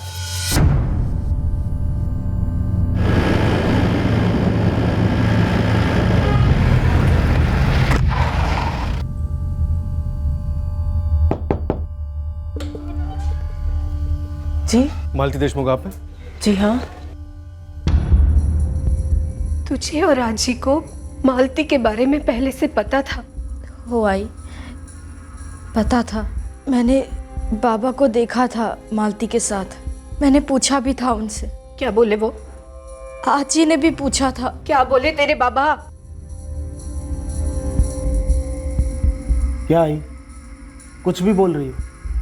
मैं और मालती सिर्फ अच्छे दोस्त हैं। आई हूँ मैं तेरी, मुझसे कुछ नहीं छुप सकता। दोस्ती क्या होती है, यारी क्या होती है, सब समझती हूँ मैं। आजी, मैं आई के पास वापस जा रही हूँ, वैसे कॉलेज पूरा करूँगी। अब तुझे क्या हो गया? तू भी अपनी आजी की बातों में आ गई? तू उस मालती के जाल में आ गया है। वो जानती है कि तू शादीशुदा है, फिर भी तुझ पर डोरे डाल रही है। और तू एक सेकंड के लिए भी जाएगा ख्याल नहीं आया? तुम दोनों अलग इसलिए रह रहे हो ताकि गलती से भी तुम्हारे बीच में संबंध ना बने, जिससे उसकी तबीयत और खराब ना हो। तू जया का ठीक होने तक इंतजार नहीं कर सकता था? गणेश, तुम और मालती बहुत गलत कर रहे हो। मेरा भी यही कहना है बाबा।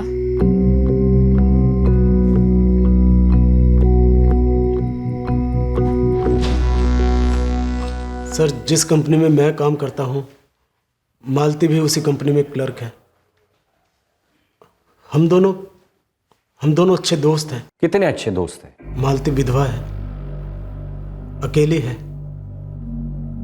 मैं भी अकेला हूँ, पर शादीशुदा हूँ।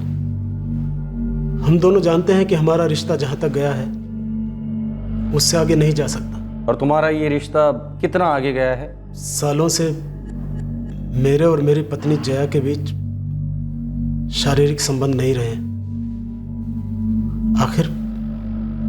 आखिर मैं भी इंसान हूं और मालती भी इंसान है। तो तुम दो इंसान एक हो गए अपनी इंसानी जरूरतें पूरी करने के लिए। वैसे ये तुम्हारा आपसी मामला है। वही तो।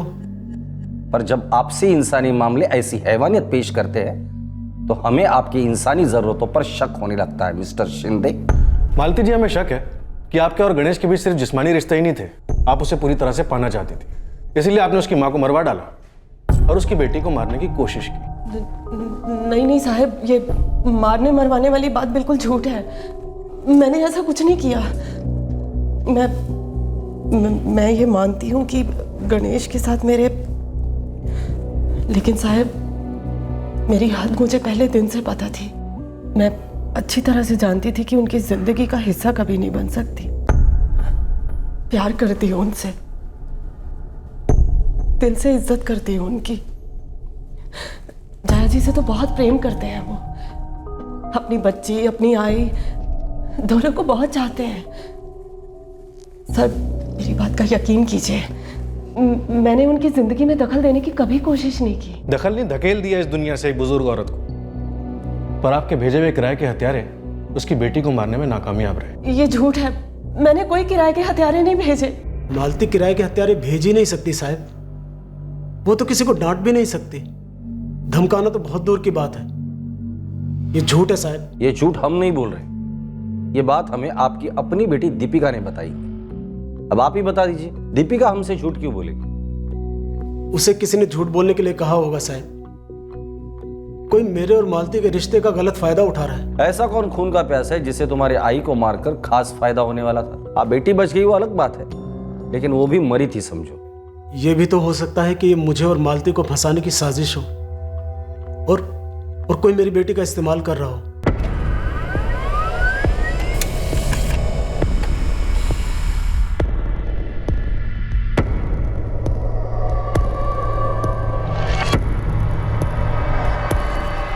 एक बार बोल दिया होता कि किसी और के साथ रिश्ता है तुम्हारा। मेरा उसके साथ ऐसा कुछ नहीं था जया जिससे मैं रिश्ता बोल सकूं। उसके साथ सोए थे तुम गणेश, तो वो रिश्ता था गणेश, बहुत ही करीबी रिश्ता था। दीपिका और आई की लाश को फांदकर तुम दोनों अपने इस रिश्ते को किधर ले जाना चाहते थे? हाँ, मैंने आई को नहीं मरवाया जया, मैं इस बारे में कुछ नहीं जानता। पूरे भरोसे के साथ कह सकता हूँ कि मालती भी ये नहीं करवा सकती। नाम मत लेना उस मालती का। अगर मेरे को पता होता ना कि तुम्हारा किसी और के साथ चक्कर चल रहा है तो मैं दीपिका को इधर भेजती ही नहीं। गणेश, दीपिका बच तो गई है, पर उसकी मासूमियत और उसके भरोसे का कत्ल हुआ है, और कातिल तुम हो। एक बार बताया तो होता मुझे उन लोगों के बारे में। शोभा जी ने भी कभी कुछ नहीं बताया। अगर एक बार बोला होता ना तो उस मालती से तो मैं ही निपट लेता और तुम्हारे बाबा को भी साइड में लेकर समझाता, पर तुम लोगों ने कभी कुछ नहीं बताया मुझे। क्यों दीपिका, क्यों? राघव दादा, हमने कभी नहीं सोचा था कि वो लोग इस हद तक जाएंगे, और घर की बात थी तो। और मैं पराया हूं। आजकल कौन अपना है और कौन पराया मैं नहीं जानती, सच में नहीं जानती। सर, गणेश और मालती के फोन रिकॉर्ड्स में शक करने जैसा कुछ भी नहीं मिल रहा। सिक्योरिटी एजेंसी से कुछ पता चला? हाँ सर, मैंने वहाँ सबसे बात की। सबको मालूम था गणेश और मालती के रिश्ते के बारे में, लेकिन सब दावे के साथ कह रहे हैं कि ये दोनों ऐसा कुछ नहीं कर सकते। इन दोनों की बहुत ही अच्छी इमेज है वहाँ पर। सावंत, वो दो लोग जिन्होंने दीपिका को धमकी दी थी आणि तुझ्या आजीला सांग उम्र की औकात में रह, वरना छोड़ेंगे नहीं तुम दोनों को। वही लोग दीपिका के घर में घुसकर उसके दादी को मार देते हैं, लेकिन दीपिका बच जाती। अगर वो लोग चाहते तो बाथरूम का दरवाजा तोड़कर भी दीपिका को मार सकते थे। मतलब सर? प्लान दीपिका को मारने का था ही नहीं, प्लान दादी को मारने का था, जो मार दिया गया। हो सकता है। हो सकता है नहीं सावंत, ऐसा ही हुआ है। एक बात गणेश शिंदे ने पूछताछ के दरमियान मुझे बताई थी, वो बात च्युइंगम की तरह मेरे दिमाग में चिपक गई है। ये भी तो हो सकता है कि ये मुझे और मालती को फंसाने की साजिश हो, और कोई मेरी बेटी का इस्तेमाल कर रहा हो। कोई वाकई में गणेश और मालती को फंसाना चाहता है। दीपिका को बख्श दिया गया और दादी को मार दिया गया। सर इसमें तो सिर्फ एक ही शख्स का फायदा नजर आता है।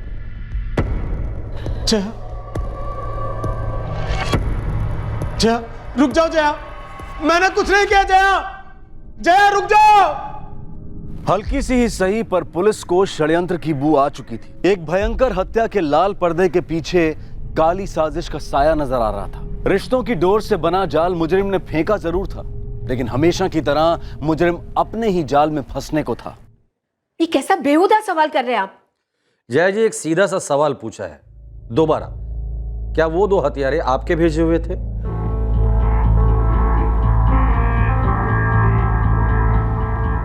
साहिब, मैं एक सदमे से गुजर रही हूं।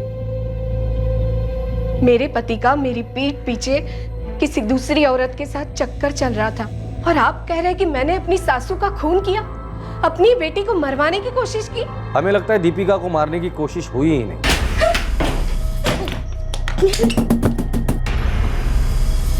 निशान आपकी सास थी और इरादा गणेश और मालती को फंसाना। ये क्या कह रहे हैं आप? क्या एक के बाद एक बकवास किए जा रहे हैं? और आपसे ये सब कहा किसने? हाँ, मेरे पति गणेश ने। उन्होंने कुछ नहीं कहा, आप ही कह दीजिए सब।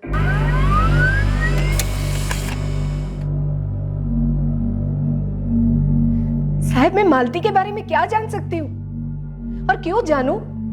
इतना काफी नहीं है कि उसने मेरी जगह ले ली? सर, मैं श्योर नहीं हूँ, बोला था या नहीं बोला था। तुम्हारे बाबा का अफेयर था मालती के साथ, और हम लोग ये पूछ रहे, क्या तुमने ये बात अपनी आई को बताई थी? सच में याद नहीं है, शायद कहा होगा या अज्जी ने कहा होगा। सर, इस वक्त मेरा दिमाग काम नहीं कर रहा है। सर, जय शिंदे के फोन रिकॉर्ड्स एकदम क्लीन है, इनमें से कुछ भी नहीं निकल रहा। विक्टिम शोभा शिंदे के कॉल रिकॉर्ड चेक किए? हाँ सर, किए। शोभा की जय शिंदे से लगभग रोजाना बातें होती थी। दीपिका से भी बात होती होगी, माँ बेटी है। हाँ सर, होती थी। इन बातों बातों में कोई बात छुपी है। कुछ बातें हमसे छुपाई जा रही है जो सच है, और कुछ बातें हमें बताई जा रही है जो सच नहीं है। सर, एग्जैक्ट डेट तो याद नहीं, पर कुछ 6 महीने पहले पता चला था। क्या तुम्हारी दादी को गणेश और मालती के बारे में पहले से पता था? नहीं सर, दरअसल पहले मुझे पता चला था। कैसे? उन दोनों को एक साथ देखा था, हाथ में हाथ डाले हुए। दीपिका, क्या तुम्हारी दादी ने तुम्हारे आई को बताया होगा? मैंने कहा था ना सर, शायद बताया होगा, मुझे ठीक से याद भी नहीं और पता भी नहीं। दीपिका, तो क्या पता है तुम्हें? सर, सिर्फ इतना पता है कि मेरी आजी मेरे आई से बहुत प्यार करती थी। वो मेरी सास नहीं, मेरी माँ थी समझो। हम दोनों के बीच सास बहू वाला कोई टेंशन नहीं था। उन्होंने मेरे हर फैसले में मेरा सपोर्ट किया। जब दीपिका की पढ़ाई की बात आई तो उन्होंने सबसे पहले हामी भरी और उसको यहाँ कोल्हापुर में बुलाया। तो फिर आपने उन्हें क्यों मरवाया? फिर वही बात, जब तक सच सामने नहीं आता ये सवाल मैं बार बार पूछता रहूंगा। आपके पति के अफेयर के बारे में आपको कैसे पता चला? किसने बताया? आपकी सास ने या आपकी बेटी ने? भगवान की कसम साहब, दोनों में से किसी ने नहीं बताया। मुझे तो अभी 2 दिन पहले पता चला, वो भी आप लोगों से।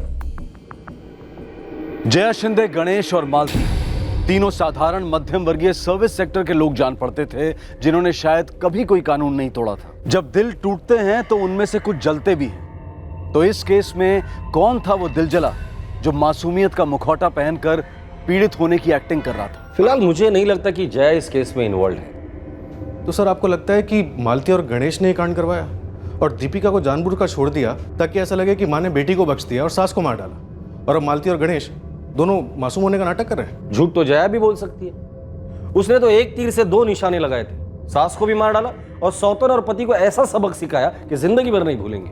सर, कोई तो एक्टिंग कर रहा है और बहुत अच्छी एक्टिंग कर रहा है। वो भी सस्पेंस फिल्म वाली एक्टिंग सावंत। जुर्म हो गया, सब कुछ खुला छोड़ दिया। 2 रहस्यमय हत्यारे भी इस्तेमाल हुए जिनकी कोई भी इंफॉर्मेशन अभी तक सामने नहीं आ रही। सर मैंने दीपिका को पिछले 3 साल के सारे हिस्ट्री शीटर्स की तस्वीरें दिखाई, उनमें से कोई नहीं निकला। फिर मैंने एक स्केच आर्टिस्ट को बुलवाया।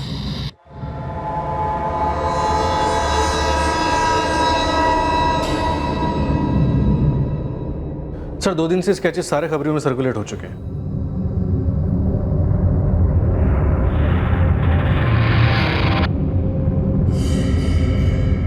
सर हमारे टॉप के सभी खबरियों ने पिछले 2 दिनों में कोल्हापुर और उसके आसपास के शहरों में हर जगह पे, जेलों में, हर जगह पूछताछ की, पर कोई इनको नहीं पहचानता। जिस तरह से ये मर्डर किया गया है, आरी से गले को काटा गया, हत्यारे घर के अंदर घुसे, मर्डर किया और भाग गए। ऐसा लगता नहीं है कि कोई बाहर का आदमी रहा होगा या फिर कोई पेशेवर हत्यारा होगा। शायद ये लोग है ही नहीं। सर आपके कहने का मतलब है कि दीपिका झूठ बोल रही है? क्यों? वो झूठ बोल नहीं सकती? बोल सकती है सर। हमने आज तक देखा है कुछ लोग सिर्फ झूठ बोलते हैं और सिर्फ झूठ बोलते हैं। कुछ कत्ल अक्सर गुस्से का ज्वालामुखी फटने से एक क्षण में हो जाते हैं और कुछ कत्ल सालों से धीरे धीरे बुलबुलाते लावा का अंजाम होते हैं। अगर दीपिका कातिल थी या कत्ल में शामिल थी तो क्यों थी? पुलिस ने इस एंगल पर सोचना शुरू किया कि हो सकता है दीपिका ने 2 कातिलों की मनगढ़ंत कहानी बुनी थी और शायद उसका ब्रेन वॉश किया गया था ताकि किसी और को फंसाया जाए, और इस एंगल ने फल दिया।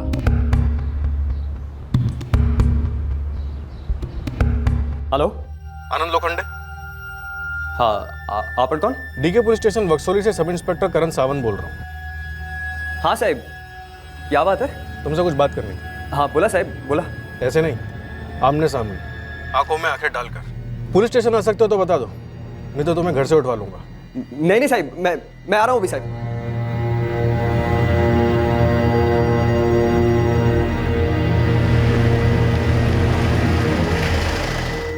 साहब, दीपिका काफी शांत किस्म की लड़की है, ज्यादा बोलती नहीं है। आप लोग उसे पिछले 4 सालों से जानते हैं। कोई टेंशन?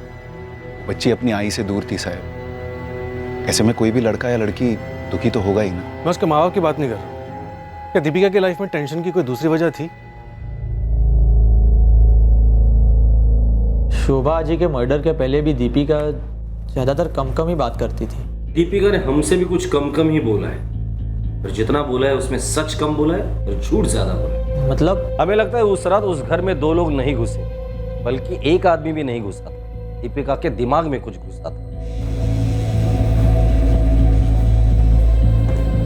आनंद लोखंडे जी।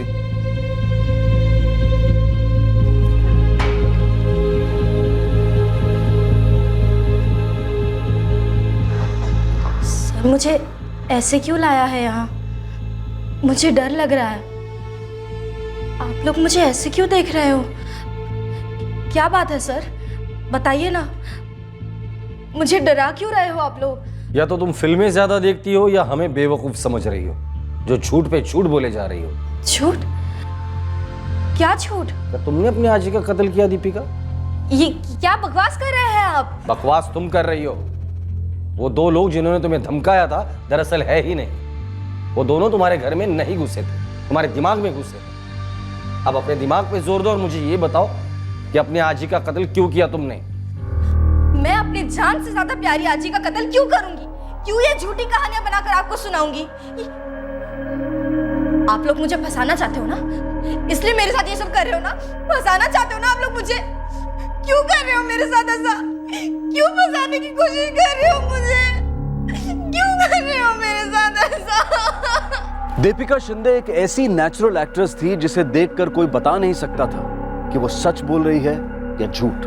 वो धमकी देने वाले 2 हत्यारों वाले झूठ से टस से मस नहीं हो रही थी। आखिरकार पुलिस को एक शातिर फिल्म डायरेक्टर की तरह एक्टर दीपिका को फुसलाना पड़ा ताकि एक सच्ची परफॉर्मेंस मिल सके।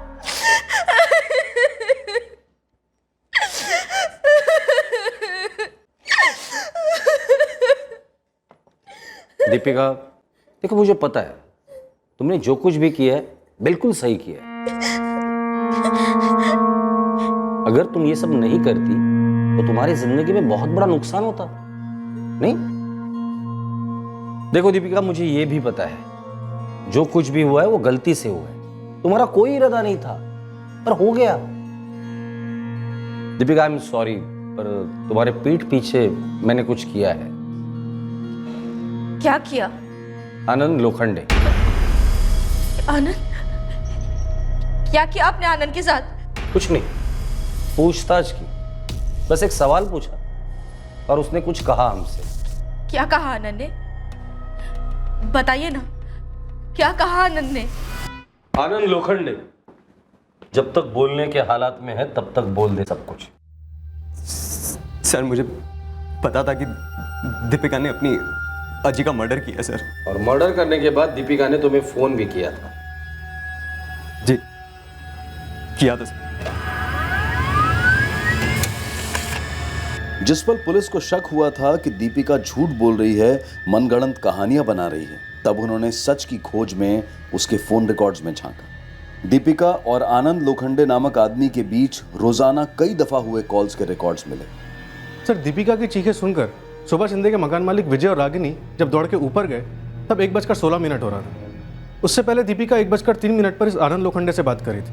उठाकर लेकर अब इस आनंद लोखंडे को। सर जब दीपिका ने मुझे फ़ोन करके बताया कि उसने अपनी अजी का मर्डर कर दिया है तो मेरे हाथ पे ठंडे पड़ गए थे सर। मैंने आजी को खत्म कर दिया, मारून टाकला तिला। अब हमारे बीच में कोई नहीं आएगा आनंद, कोई नहीं। हम आजाद है, फ्री। तुम्हें पता था मर्डर हुआ है, मर्डर किसने किया ये भी तुम्हें पता था। पुलिस को इन्फॉर्म करना जरूरी नहीं समझा तुमने? क्यों? सर मैं डर गया था सर, बहुत डर गया था सर मैं। आनंद लोखंडे? इस आनंद लोखंडे के लिए आपकी बेटी दीपिका ने अपनी दादी को मार डाला। हमारी जात अलग अलग है और हमारे में जात के बाहर शादी नहीं करते हैं। तो मैं हमारे में नहीं हूँ बाबा, मैं अपने आप में हूँ। और शादी तो मेरी आनंद से ही होगी। कैसे होगी? हाँ, तेरी शादी हमने कार्तिक के साथ नक्की कर दी है। जात और औकात दोनों बराबर। मेरी शादी मुझसे बिना पूछे तय कर दी। वाह रे वाह, क्या औकात और क्या साथ दिखाई है दोनों ने। दीपू, दीपिका पहले बुरा लगेगा, बाद में भूल जाएगी उससे। तेरे को भी पहले बुरा लगेगा, फिर भूल जाएगी मुझे जब मैं भाग जाऊंगी आनंद के साथ। तेरी शादी कार्तिक से ही होगी और आनंद के साथ भाग के नहीं जाएगी तू। भाग जाऊंगी और वापस नहीं आऊंगी। जिस दिन भागेगी उसी दिन लौट के आएगी मेरा मरा मुंह देखने को। आई तू मेरे को मरने की धमकी देकर डरा रही है? और तू जो जात के बाहर जाके शादी करने की धमकी दे रही है, वो धमकी नहीं दे रही हूँ, जो बोल रही हूँ वही करूंगी। और तू जानती है मैं कितनी जिद्दी हूँ। और तू भी जानती है कि मैं तेरी आई हूँ। जैसे ही भाग के जाएगी ना, ट्रेन के आगे कूद जाऊंगी मैं। अब नक्की तुझे करना है, आनंद या तेरी आई।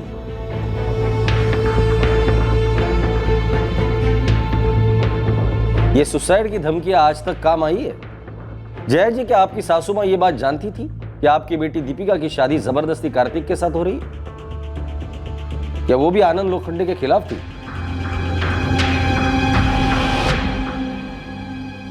देखो दीपिका, भूल जाओ कि मैं पुलिस वाला हूं, मुझे अपना बड़ा भाई समझो। दीपिका, मैं तुम्हारी मदद कर सकता हूं, तुम्हारी सजा कम करवा सकता हूं। मैं आनंद से प्यार करती हूँ। जानता हूं मैं, पर दीपिका, जो लोग एक दूसरे पर जान देते हैं वो किसी की जान लेते नहीं। लेकिन आई बार बार अपनी जान देने की धमकी दे रही थी। और आजी तो। अच्छा सुनो ना, मुझे तुमसे कुछ बात करनी थी। आनंद कल आज ही दोपहर को मंदिर जा रही है। मैं घर पे 2 से 6 अकेली हूँ। आओगे मिलने? बताओ ना, आओगे? हाँ।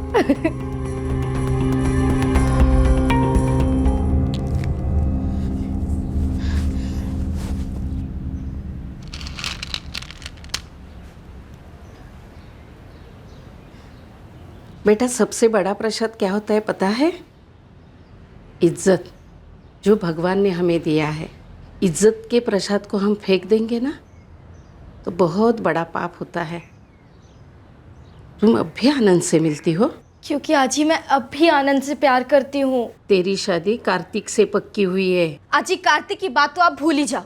अगर मुझसे बिना पूछे मेरी शादी करानी थी तो फिर मुझे इंजीनियरिंग क्यों पढ़ाई? किसी छोटे से गांव में मेरा बाल विवाह करा देते। आजी मेरी भी तो कोई मर्जी है ना। आत्महत्या भी मर्जी से होती है दीपिका। आजी तू पण? तेरे आई के साथ साथ मैं भी मेरी जान दे दूंगी अगर तेरी शादी कार्तिक के साथ नहीं हुई तो।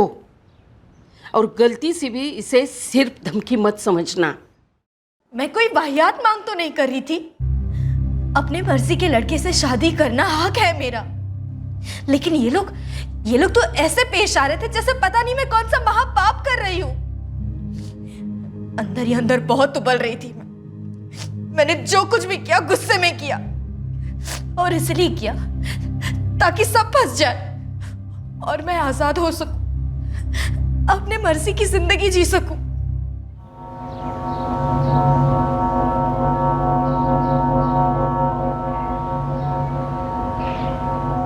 तो तुमने अपने आजी को मारने की पूरी प्लानिंग की थी?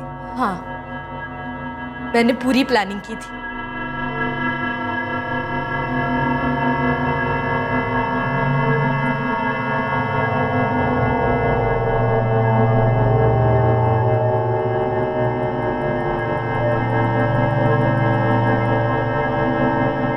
मैं बाबा और उस मालती के चक्कर के बारे में जानती थी। सबसे पहले शक उन पर ही जाता। मैं ये भी जानती थी कि आई पर भी शक जाएगा इस मर्डर का, इसीलिए मैंने वो 2 आदमियों वाली झूठी कहानी बनाई, धमकी वाली और मर्डर वाली।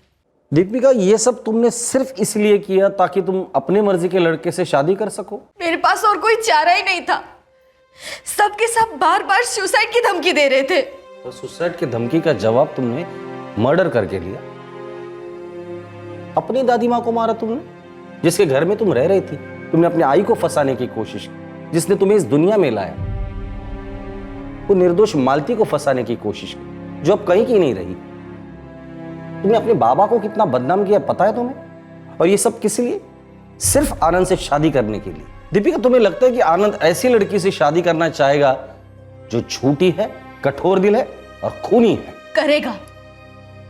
आनंद मुझसे और सिर्फ मुझसे शादी करेगा, क्योंकि मैं आनंद से प्यार करती हूँ और आनंद मुझसे प्यार करता है। आनंद तुमसे प्यार करता था। करता था मतलब?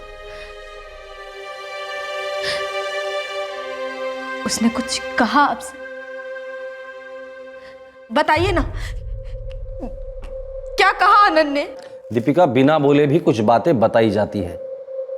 आनंद की आंखों में मैंने तुम्हारे लिए डर देखा, गुस्सा देखा, लेकिन प्यार की एक बूंद नहीं देखी।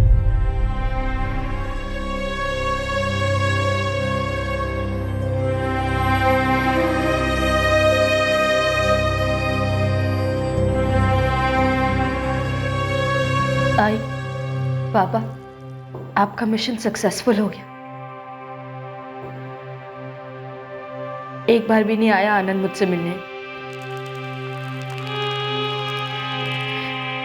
खत्म हो गया उसका प्यार।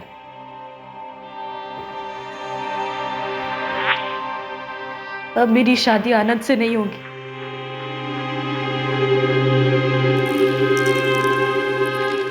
यही चाहते थे ना आप लोग?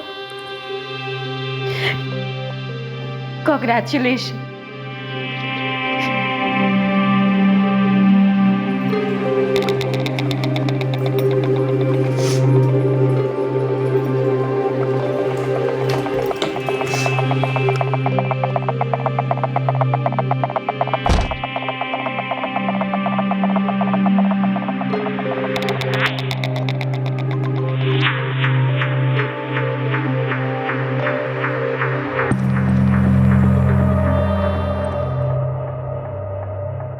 इंसानी सोच और जज्बात में एक इलास्टिक गुण होता है। आप उन्हें खींचो या जकड़ो, वो रिबाउंड वार करते हैं। लेकिन ये वार कितनी ताकत से होगा, कब होगा, किस पर होगा और कैसे होगा, ये नहीं पता होता। और ये पता ना होना सबसे ज्यादा खतरनाक होता है। दुर्भाग्यवश दीपिका के जज्बात को उसके माँ बाप और उसकी दादी माँ ने खोटा।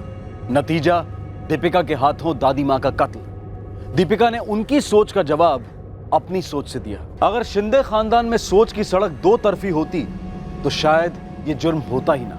अगर एक सोच को हमेशा ग्रीन सिग्नल मिले और विरोधी सोच को हमेशा रेड सिग्नल पर खड़े रहना पड़े तो सड़क पर हाहाकार मच ही जाएगा। किसी से जबरदस्ती हाँ नहीं कहलवाई जा सकती और किसी की ना को नजरअंदाज नहीं किया जा सकता। नतीजा घातक हो सकता है, जैसा कि इस केस में हुआ। दीपिका ने सोच समझकर मर्डर किया था। उस पर धारा 302 के तहत मुकदमा चलेगा और उम्र कैद से लेकर मौत तक की सजा हो सकती है। आपसे फिर मुलाकात होगी अगले एपिसोड में एक और नए केस के साथ। तब तक सतर्क रहें, सुरक्षित रहें और देखते रहें क्राइम पेट्रोल सतर्क। सबक एक को सीख हम सबको। जय। इस तरह के और भी एपिसोड देखने के लिए हमारे चैनल को सब्सक्राइब करें और बेल आइकन दबाना ना भूलें।